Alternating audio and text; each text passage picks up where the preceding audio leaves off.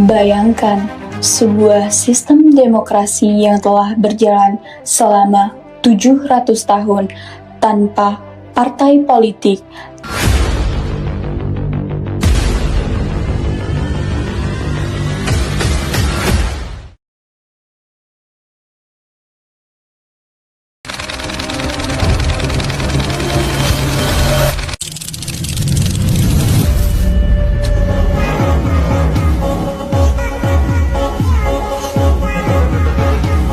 Kalau demokrasi kita tidak berjalan, tidak mungkin Anda jadi gubernur. Bayangkan sebuah sistem demokrasi yang telah berjalan selama 700 tahun tanpa partai politik, tanpa kampanye, tanpa money politik, tanpa polarisasi buatan. Hanya satu hal, musyawarah.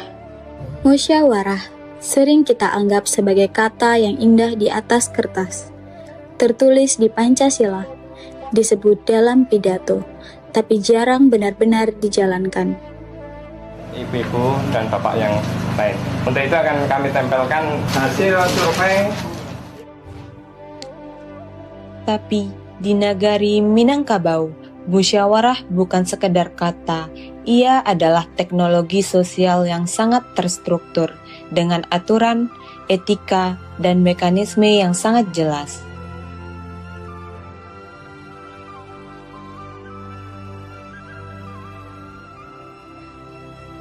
Pertama, siapa yang bisa berbicara? Semua penghulu yang hadir punya hak bicara yang setara. Tidak ada yang bisa mendominasi karena jabatan lebih tinggi, karena semua jabatan setara di ruangan itu.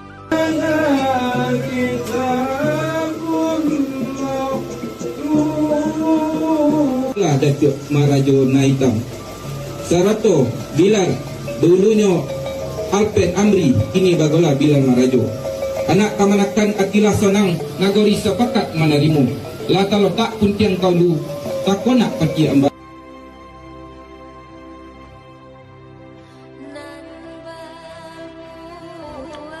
Kedua, bagaimana berbicara? Ada yang disebut kato nan ampe. 4 jenis perkataan dalam adat.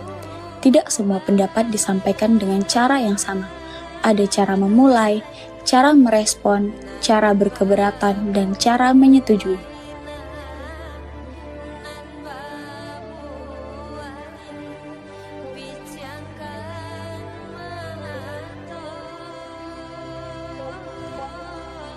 Ketiga, kapan keputusan bisa diambil?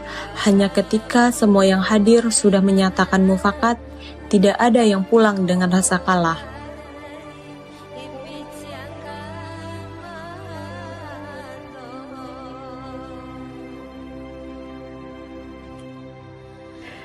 Ini terdengar idealis, tapi ada satu mekanisme yang membuatnya bekerja, akuntabilitas kaum.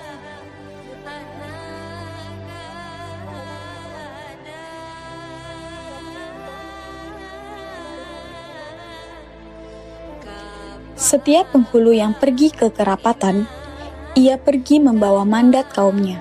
Sebelum berangkat, ia sudah bermusyawarah dengan kaumnya tentang posisi apa yang akan dia perjuangkan.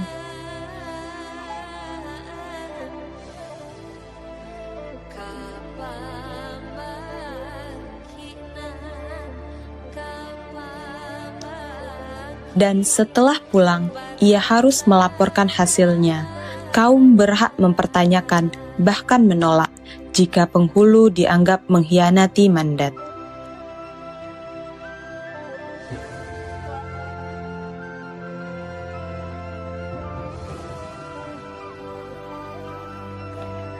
Ini bukan sekedar representasi, ini adalah akuntabilitas berlapis, dari kaum ke penghulu, dari penghulu ke kerapatan, dan kekerapatan ke nagari.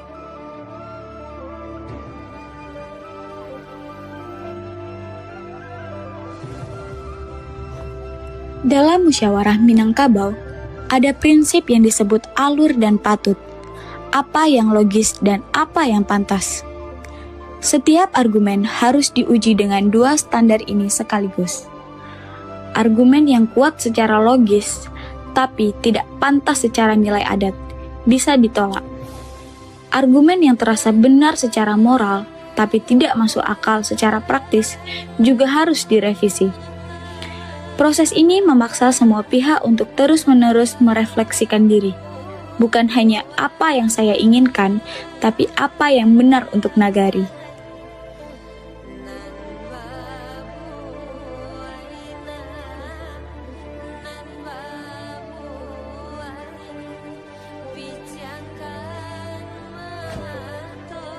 Sistem ini diperkirakan sudah berjalan sejak masa kerajaan Pagaruyung, sekitar abad ke-14, 700 tahun.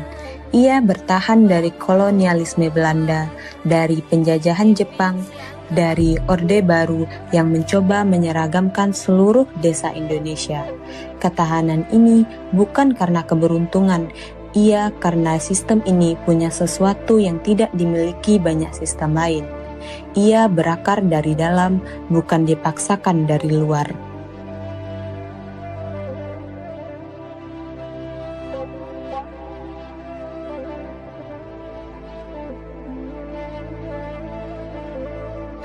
Sementara itu, di seluruh dunia, demokrasi berbasis partai sedang dalam krisis kepercayaan. Survei demi survei menunjukkan orang semakin tidak percaya pada partai politik, semakin tidak merasa diwakili, semakin apatis. 700 tahun lalu, orang-orang Minangkabau menemukan sistem yang mungkin bisa menjawab krisis ini. Sistem yang tidak membutuhkan partai, yang tidak membutuhkan kampanye mahal, yang hanya membutuhkan satu hal yang justru paling langka di politik modern. Kesediaan untuk benar-benar mendengarkan.